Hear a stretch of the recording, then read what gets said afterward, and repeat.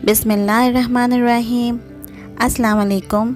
आज हमारी स्टोरी का नाम है बूढ़ी अम्मा और चोरी। एक गांव में एक बूढ़ी अम्मा रहा करती थी। बूढ़ी अम्मा के बेटे काम के सिलसिले में शहर चले गए और बूढ़ी अम्मा अपने गांव में अकेले रह गईं, जिसकी वजह से बूढ़ी अम्मा को अक्सर भूखे ही रहना पड़ता था।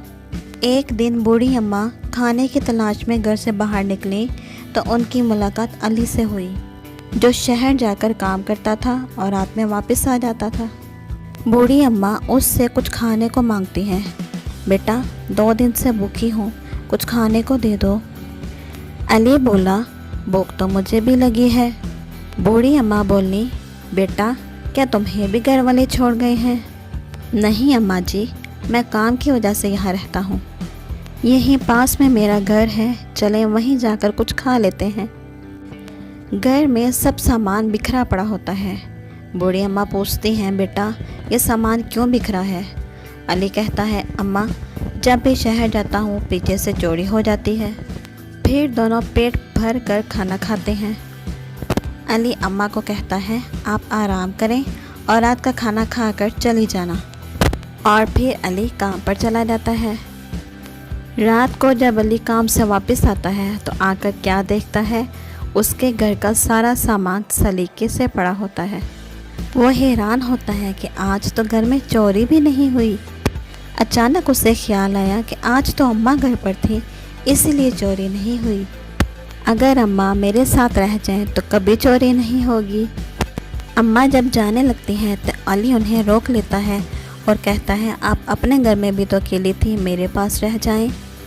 आपका भला भी हो जाएगा और 2 वक्त का खाना भी सुकून से मिल जाएगा।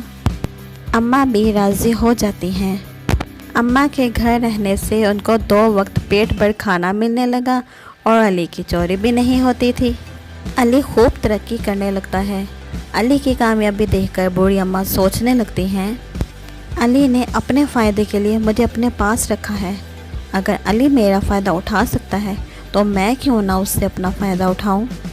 अगले दिन अली जब शहर जाता है तो अम्मा उसकी रखी हुई चीज़ें निकालकर गांव वालों को बेचने लगती हैं और उसके लॉकर से भी कुछ पैसे निकाल लेती हैं।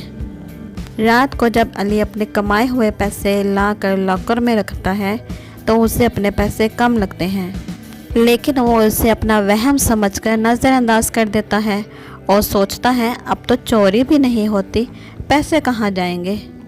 अगले दिन अली फिर से शहर चला जाता है। बूढ़ी अम्मा फिर से उसकी रखी चीज़ें कम पैसों में गांव वालों को बेच देती हैं और उसके लॉकर में रखे हुए पैसे निकाल लेती हैं। रात को जब अली घर आता है तो हस्बे मामूल पैसे अपने लॉकर में रखता है तो उसे अपने पैसे फिर से कम नज़र आते हैं। वो सोचता है कि अब तो अम्मा घर पर होती हैं, चोरी भी नहीं होती, आखिर ये मामला क्या है, मेरे पैसे और मेरी रखी हुई चीज़ें जाती कहाँ हैं। अली को अचानक से अम्मा पर शक हुआ। उसने सोचा, क्यों ना एक दिन घर रहकर देखा जाए कि मामला क्या है। अली हस्बे मामूल घर से तैयार होकर चला जाता है और घर की ओट में छुपकर देखता है। बूढ़ी अम्मा फिर से उसकी रखी हुई चीज़ें कम पैसों में गांव वालों को बेच रही होती हैं और उसके रखे हुए पैसे भी निकाल लेती हैं। इतने में अली आ जाता है। अली को देखते ही अम्मा परेशान हो जाती हैं। अली, बेटा, तुम आ गए?